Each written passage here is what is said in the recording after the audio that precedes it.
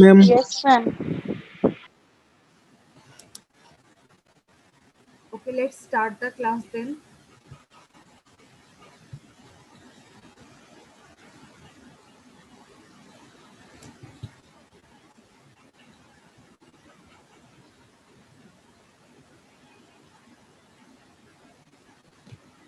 So last class we have started from graph, and from graph we have started from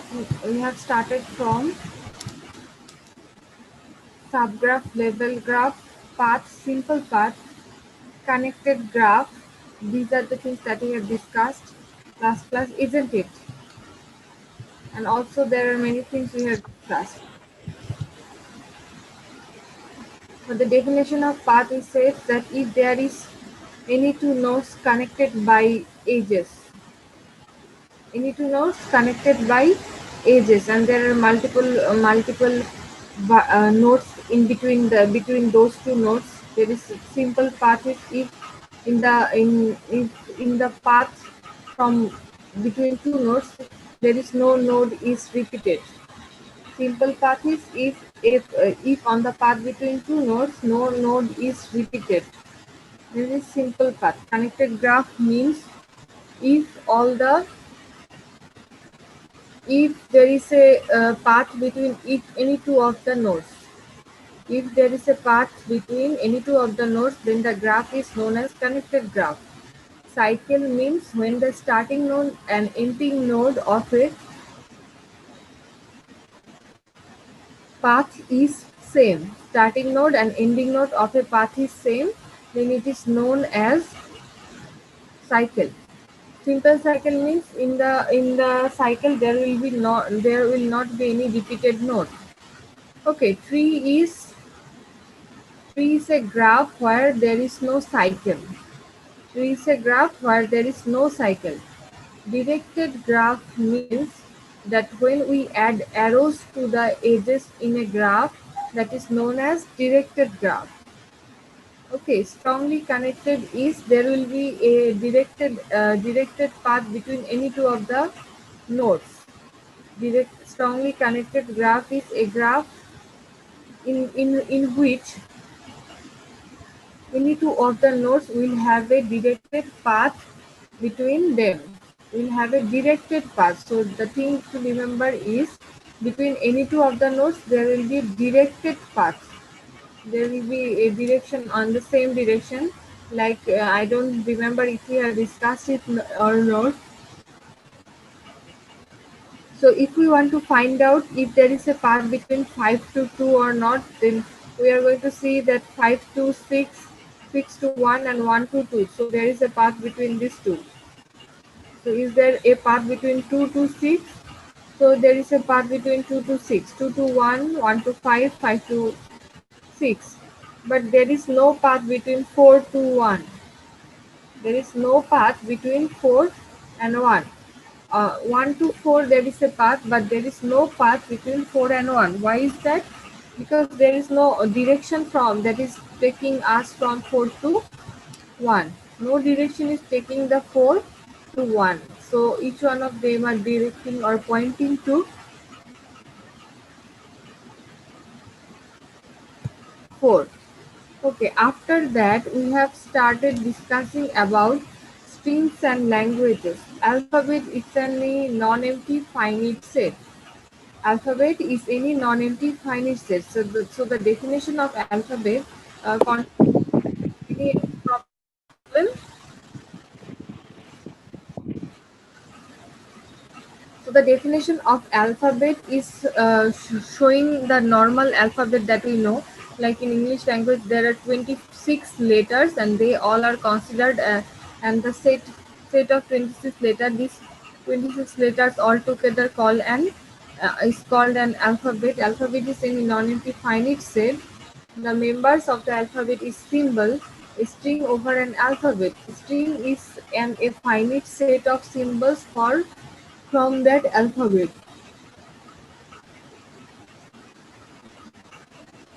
And a string is a finite sequence of symbols from that alphabet, usually written next to one another and not separated by commas. A string over an alphabet is a finite sequence of symbols from that alphabet, usually written next to one another and not separated by comma. So first thing is it will be a finite sequence of symbols, and the symbols will be from an alphabet usually written next to one another, and there will be no separating comma. We have seen some examples of string, like we have an alphabet 0 and 1.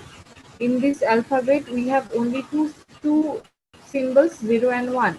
So we have created a string over that alphabet 0 1 0 0 1, where the elements of the string are a member of the alphabet. So the string we represent using this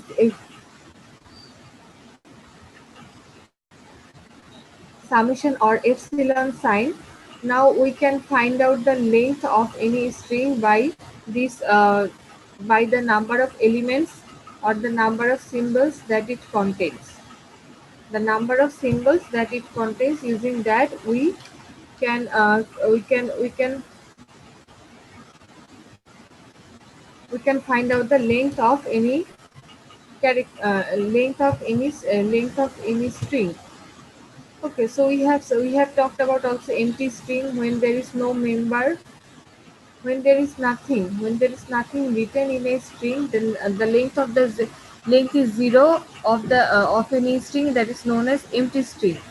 If W has a length, okay, we have seen that what is reverse order.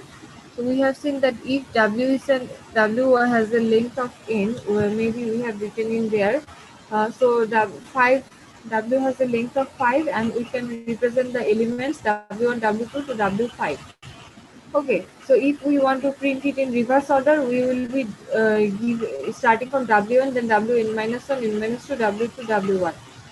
Substring is when all the elements of a string uh, are present in another string in the same format. If when all the elements of a string is present appears consecutively in another string. So the point here is the member of or the elements of one string will be present in another string consecutively, not in like messy order. Like the example we have here, like SDB, the elements are there. SBD, all the elements are there, but they are not consecutively present in the first place. So this is not a substring. Okay. So another task that we will see while we are going to start learning the mathematical part of theory of computation, we will see that there is concatenation. And what is concatenation? It means attaching one set of symbols with one string with another string. Concatenation refers to that if we attach one string to the end of another string. So there is an example given that there is x and there is y written. If we write xy, then we can say that these two are concatenated. We are familiar with the term concatenation, isn't it? Are we?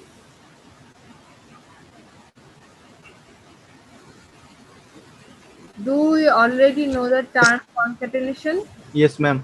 Yes, ma'am. It means attaching one thing at the very last. So there is an example given, x and y. Y is attached at the end of x.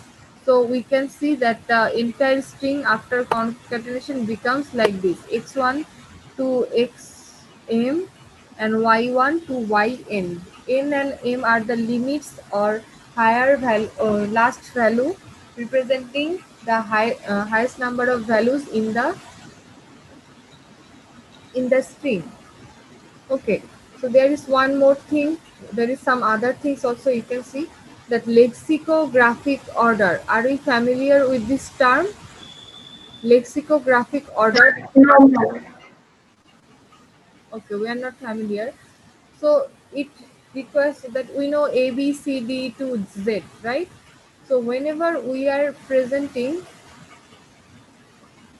so the definition is written in here also, that lexicographic order of string is the same as the familiar dictionary order. How the things in the dictionary are put. Yes, ma'am.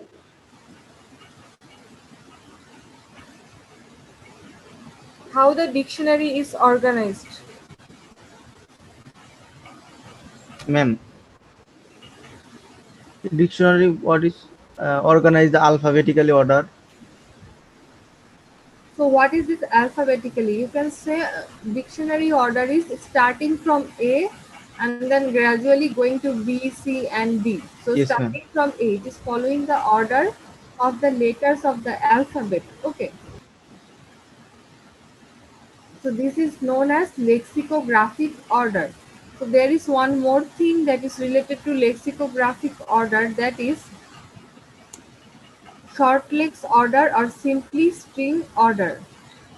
Shortlex order or simply string order. And now what is this shortlex order? We have just recently learned about lexicographic order. Now we have to know about shortlex order, right? So shortlex order or simply string order is identical, or that means that it is quite similar to the lexicographic order, except that shorter strings precede over longer strings. Shorter strings precede over longer strings. So what happens? Let's see an example. Shortlex order. So say that a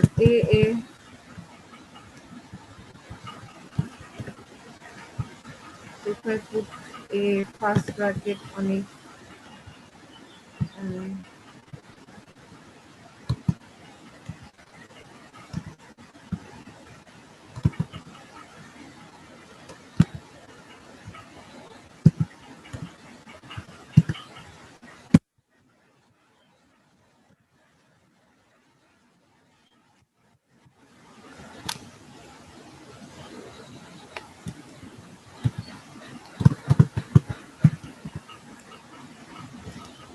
so this one is following lexicographic order or not?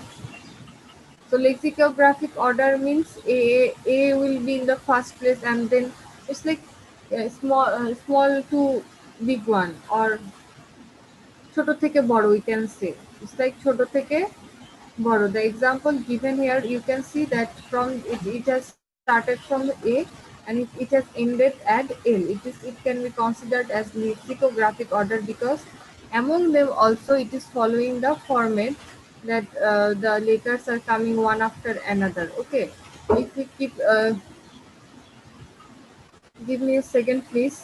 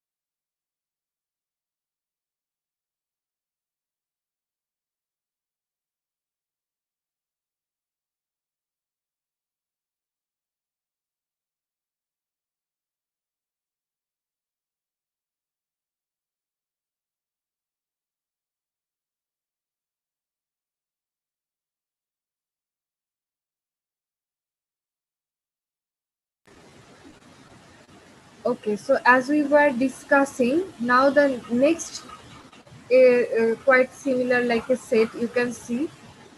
So this we are referring to because of short legs order. Short legs order. So what is this short legs order? It refers to that it is quite identical to the lexicographic order, but the thing is in that the shorter strings are placed before. What happens? The shorter strings are placed before the longer string. In the short legs order, the shorter strings are placed before the longer string. Okay, so tell me, if I want to follow the short legs order in this one, so is it correct? No, ma'am. So how should it be organized if we want to follow the short legs order? Ma'am, like that.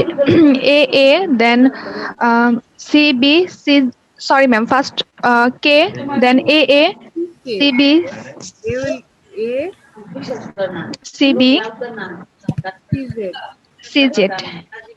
A, B, C, then A, B, D. B, D.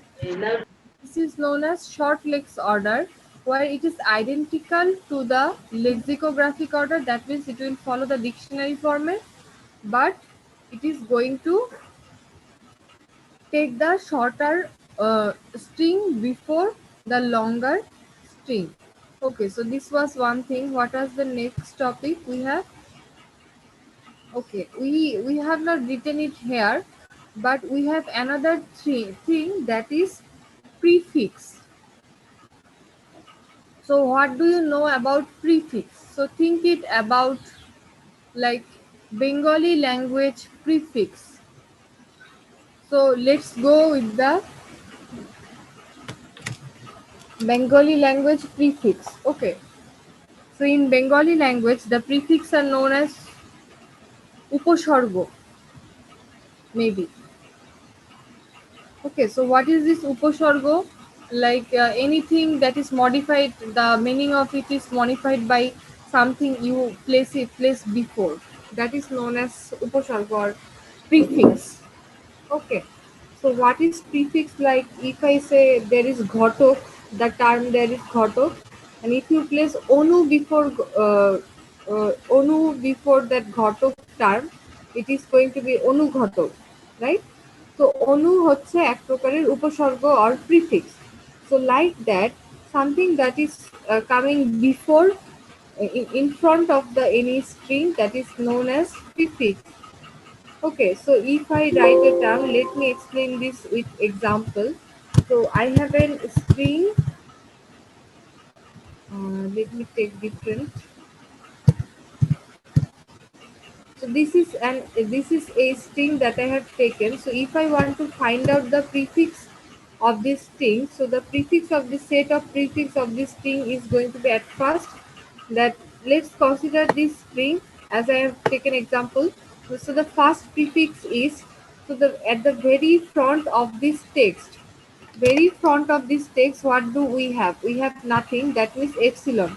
So there is no epsilon sign here. Let me look for it.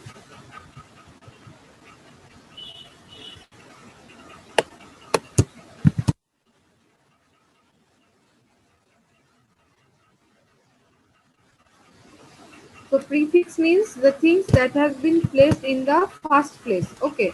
So I have kept here epsilon, because in the very first, at the very first of this string there is nothing. That means empty string. After that we can consider, okay, it's a small a. So we can write small a is the prefix of the string. Then AC is the prefix. ACG is a prefix. ACGF is a prefix, and then ACGFB is also a prefix of the string. So these are the prefixes of this string. Okay, are you getting the concept of prefix here?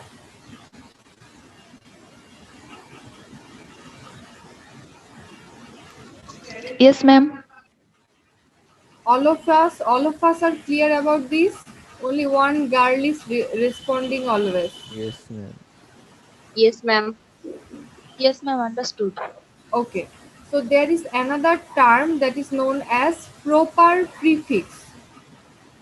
Proper prefix. So proper prefix is similar to this one, except for one element will not be there. The prefix that is equal to the actual string, that is not going to be there in the proper prefix. Okay, so proper prefix of ACGFD is the set of elements where we don't have the equal value. You can see that apart from the equal value, the prefix that is equal to the actual string, apart from that, all of them are considered as the proper prefix, like the proper subset. When we have talked about proper subset, we have seen this. In the proper subset we have seen that apart from the subset, we have considered that subset can be equal to the all the members of one set can be present in the other set, but they can be equal for the definition of subset. But if it is a proper subset, the subset will not have all the values of the actual set, will not have the all the values of the actual set. So proper prefix is similar to that. So why I have introduced the prefix term? Because we are going to talk about language. A language is a set of strings. A language is a set of strings. A language is prefix free if no member is a proper prefix of another member. A language is prefix free if no member is a proper prefix of another member. What it says? A language is prefix free if no member is a proper prefix of another member. That means there will be only proper prefixes in a language. There will not be any other type of prefix in a language. So if there is prefix, only proper prefix, not the other kind of prefixes. Okay, so that was end about string, not the end of the chapter. So let's go through the things that we have started today: concatenation, lexicographic order, short lex order, and language. A language is a set of string, and in a language there is only proper prefixes, not any other kind of prefix. Next thing we have here is Boolean logic.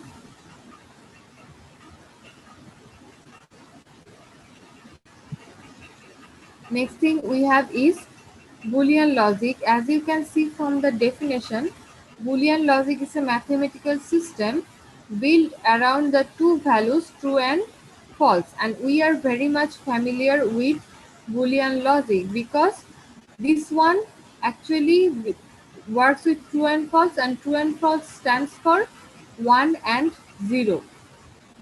True false stands for 1 and 0. True is represented with 1 and 0 is represented as false. So all the values or we operations in Boolean logic, we can manipulate with this, we can work with this 1 and 0. 1 and 0 is the input of this operation, and 1 and 0 are also the output of this operation. As you can see, the simplest Boolean operation represented here is negation or not operation. What happens in negation or not operation? So it gives you the opposite value that is represented. That gives you the opposite value of the input value. Negation operation gives you the opposite value of the input value. So if we negate 0, then the output is going to be 1, and if we negate 1, the output is going to be 0. That means negation operation, which is a Boolean operation, that is going to give you the opposite value, that is already opposite value of the input value. And we know what is conjunction, or let me repeat the thing. Conjunction is referred to AND operation. Conjunction is referred to AND operation with symbol that is ulta V. Conjunction is referred to AND operation with the symbol looks like ulta V. The conjunction of two Boolean values is always 1 when the inputs are 1. When the Boolean values that are taken as input are 1, the output is also 1. Okay, so conjunction, are you listening? Yes, ma'am. Yes, ma'am. Yes, ma'am. We are familiar with the AND operation. Now we can see the use of AND operation here. Boolean values. Oh, okay. AND operation is known as conjunction in there. There is also disjunction or operation which has the output which is represented as V and which has the output 1 if either one of the value is 1, which you already know. There we have used truth table, but right now we can see the information as follows. You can see what makes 1 and what makes 1 and 0 in AND operation, what makes 1 and 0 in disjunction operation, and the negation operation. So from this we can see that negation operation is a unary operation. Negation operation is a unary operation that happens on only one operand, whereas the other operation, conjunction and disjunction, are performed on two operands. Okay. So after that, there is exclusive OR, and there are two. Exclusive OR is familiar to us. We get one when we have at least one, exactly one or 1 0.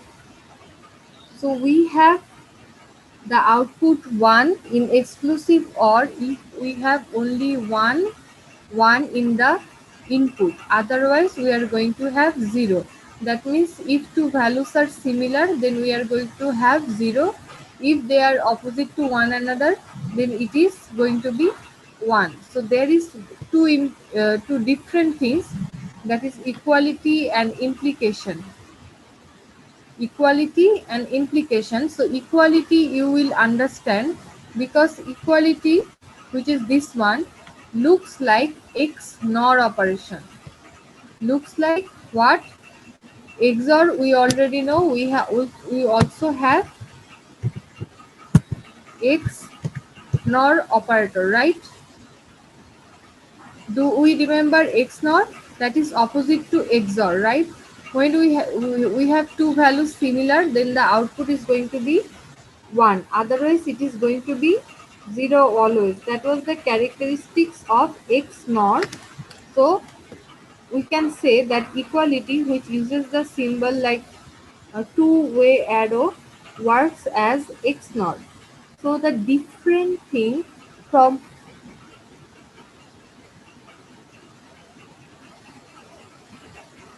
what we have learned so far is implication. Okay, you can see the example of implication is here. Can you see the example of implication? This is known as the example of implication. Okay, in implication, what happens if the first value is 1 and the last value is 0? In implication operation, if the first value is 1 or first value is true and the last value is 0 or false, at that time the output is going to be false. Otherwise, the output is always going to be true. Remember this thing very clearly. Remember this thing very clearly, because this is going to be needed in a huge amount. It has a huge application in automata.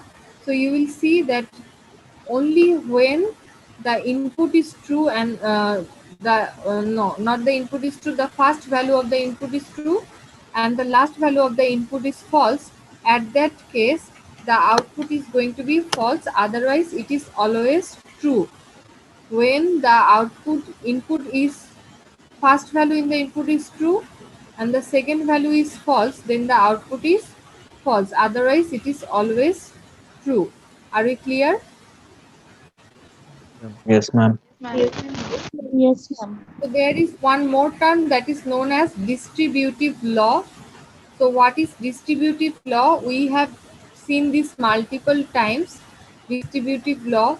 If I want to write it, it will take time, or let's see.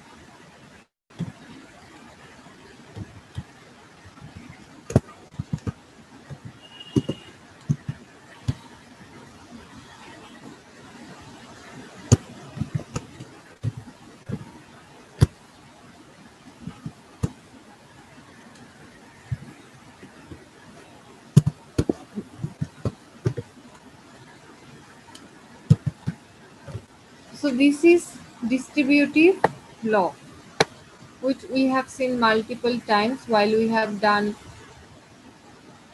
digital logic or something like that. Okay, so this is known as distributive law. You can see this is just an example of distributive law. Okay, let's take your attendance first, then come back again. So if you have any question in the meantime, you can ask me now.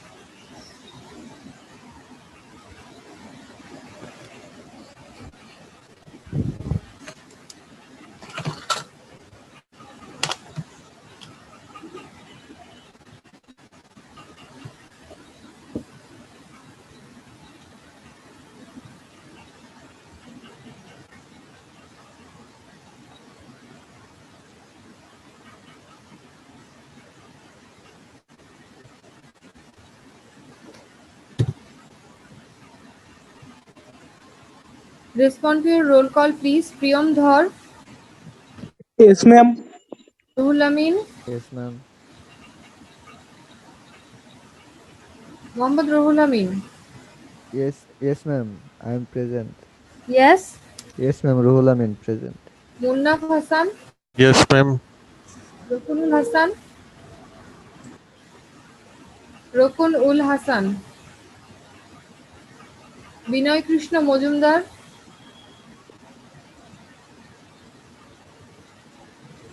Najimuddin, Yes, ma'am. Khalid bin Kobir, Yes, ma'am. Sadia Afrin,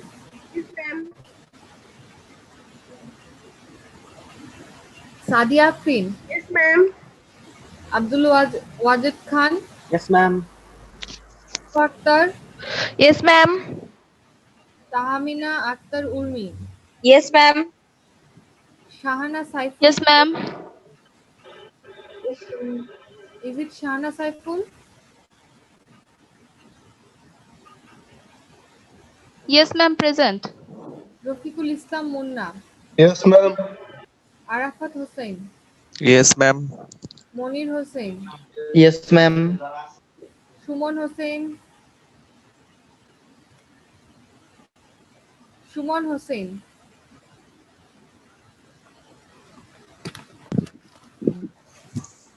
Sabekun Nahar, Yes, ma'am. Loman Hazra. Yes, ma'am. Now, using the truth values or boolean values like 0 and 1, you have to prove that this one is true. Can you prove that? Just do the task. Okay, you will prove the first one with the boolean values. Prove that this one is true. That means these two are equal. You have to prove that these two are equal. Create a truth table or a table with the boolean values. Then you are going to write these values in your khata and take a picture of your khata. Then I will check. Right? Prove the first logic that is given here. P implies Q, and the value that is written in here.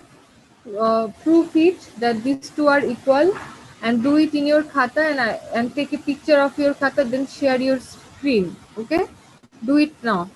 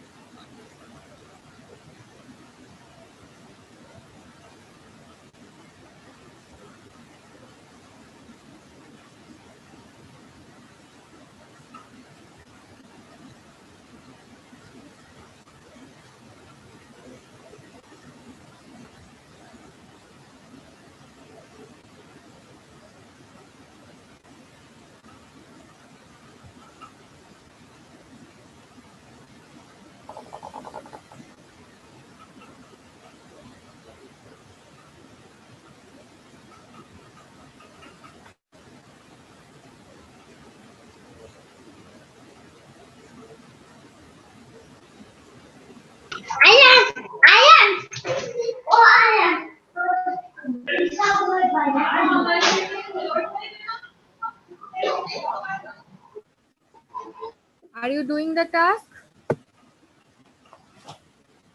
Yes, ma'am.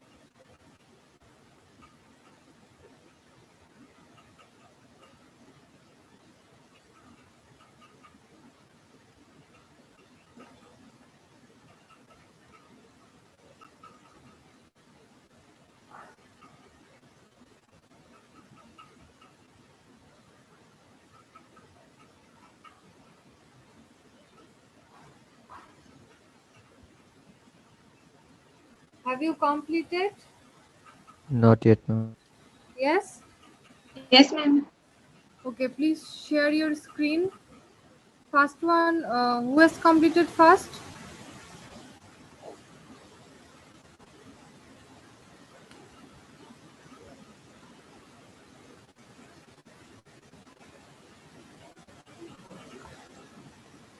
Please share your screen.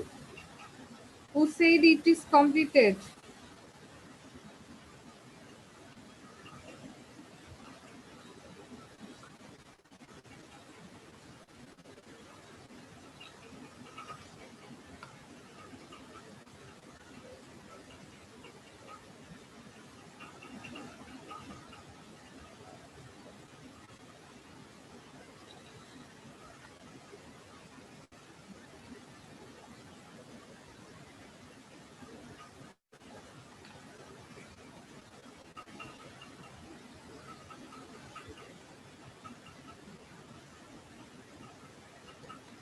Who said it is completed? Please share your screen so that we can move forward on the next topic.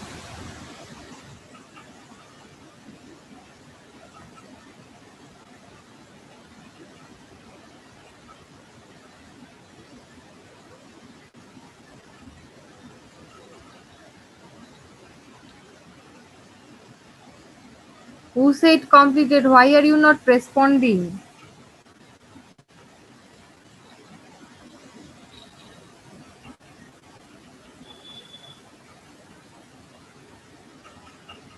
এভাবে করে কিন্তু class করা যাবে না। কার কার হইছে?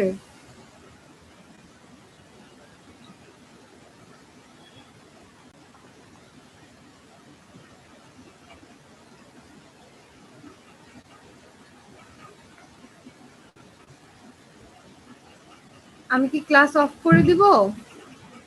না ma'am, এক part একটু ভুল হয়েছিল। Yes? I cannot hear you. Ma'am, P disjunction Q is trying to do. Then it will come. Some people said they have completed. So what about them?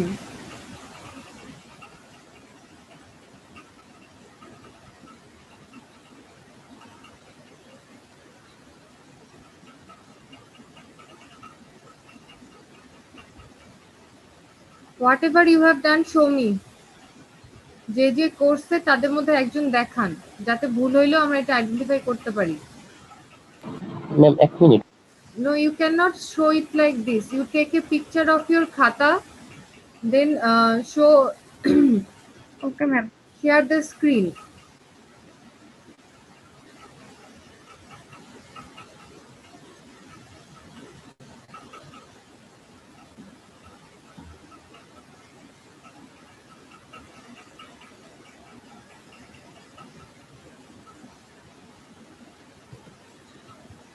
Ma'am, can I share now? Yes, can.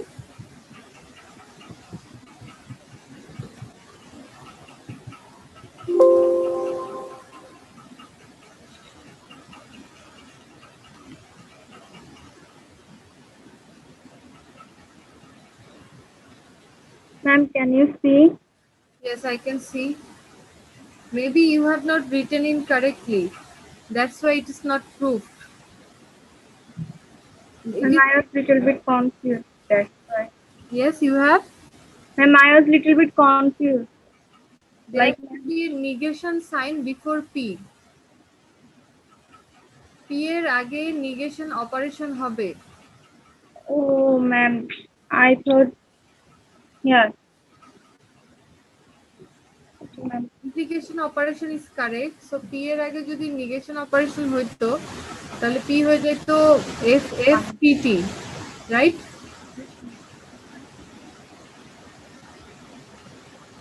Ma'am, I'm trying to do. Then it would have been correct. Okay, ma'am. Okay, thank you. You can stop Ma'am, sharing. can I? Yes. Anyone else? Ma'am, can you see? So you are going to use 0 and you have used 0 and 1. Okay, okay. So you can see now that P implies Q and negation of P union Q are same. Yes, ma'am. Okay. So this is how you prove this thing. Now you can stop sharing. Okay, let's move on to the next topic. I want to finish the class today about this. So there are some theoretical terms written in here, that is what are definitions, theorems and proof. So as you can see, definition is describe about the objects and notions that we use. Theorem is a mathematical statement that has been already proved to be true. Definition describes the objects and the notions that we use, and theorem is the mathematical statement that is proved to be true, that has been already proved true. And a proof is convincing logical argument that a statement is true. So these are definitions actually. So what is a definition? It is definition of definition. So what is definition? Describe the objects and notions that we use. A theorem is a mathematical statement that has been proved to be true. A proof is convincing with logical argument that a statement is true. Now, when we prove a statement, there are that are interesting only because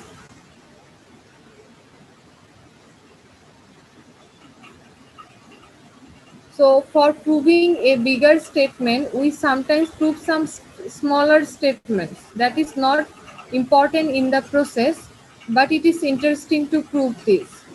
What am I saying is, for proving something big, we start from proving some another insignificant, interesting topic. Okay, so when we do these things, when we do the small, when we do these statements, when we try to prove the statements that is small, these small statements which are interesting, that is known as lemma. These are known as lemma. This lemma is going to be used, going to be covering a huge part of this theory of automation or theory of computation. So occasionally we prove statements that are interesting only because they assist in the proof of another more significant statement. Such statements are called lemmas. That means when we are proving another statement, for that we prove some not so significant interesting thing. Those things are known as lemma. And when a theorem is proved, when a theorem is proved, so with that theorem to be proved, there is automatic some other theorems that become a proof. একটা জিনিস prove করার সাথে সাথে কিছু জিনিস ওটার সাথে related কিছু জিনিস অটোমেটিক্যালি প্রুভ হয়ে যায় সেই সব জিনিসকে করোলারি বলা হয়। সেই সব জিনিসকে করোলারি বলা হয়। যখন একটা জিনিস প্রুভ হওয়ার সাথে সাথে অটোমেটিক কিছু আরো জিনিস প্রুভ হয়ে যায়, সেগুলোকে করোলারি বলা হয়। Like we have seen, for example, like if we consider that a square plus 2ab plus b square, a square plus 2ab plus b square, what is this? It is a equation, right? And what is this? A plus b whole square equal to a square plus 2ab plus b square, isn't it? We have written this type of things. Yes, ma'am. Yes, ma'am. So it automatically proves that a square plus b square equal to a plus b whole square minus 2ab, isn't it? আমরা যখন লিখি যে a plus b whole square equal to a square plus b square plus a square plus 2ab plus b square, we also can write that a square plus b square equal to a plus b whole square minus 2ab. So it's just automatically proves the thing. Okay, it's just an example of corollary. Now, how we can perform this proof, how we can prove something? We have three ways for proving something. Okay, one is if and only if.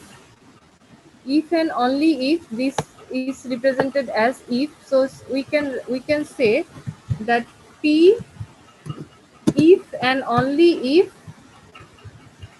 Q. We have used this term, or we have seen this term many times. What it means? It means it has two ways, or we can divide it into two parts. Okay, we can divide it into two parts. What are these parts? First part, we can see the forward direction. We can write it P only if Q.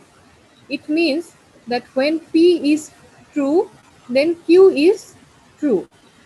When if P is true, then Q is true. This one thing. Okay, so let me go through this thing again. You have a question that you have to prove. You have a statement that you have to prove that this statement is true. Then what you can do, you can divide the statement into multiple pieces. So you have divided it into multiple parts. When you have it in multiple parts, so you say you have your statement, it has two parts, P and Q. Now you can prove it by saying that P if and only if Q. With this multi-part system, you can prove it in this way, saying that P if and only if Q. So what does P if and only if Q contains? It contains two direction. One is P only if Q, and another one is P if Q. So what are these means? So when we have P only if Q, it means that when P is true, then Q is true. That is referred to as forward direction. And in reverse direction, P if Q says if Q is true, then P is also true. Okay, so we will discuss this thing tomorrow, because today it is becoming ambiguous. Okay, let's talk about this thing tomorrow again. It is not finished today. Okay, Okay, ma'am. thank you. Thank you, ma'am. Allah Hafiz.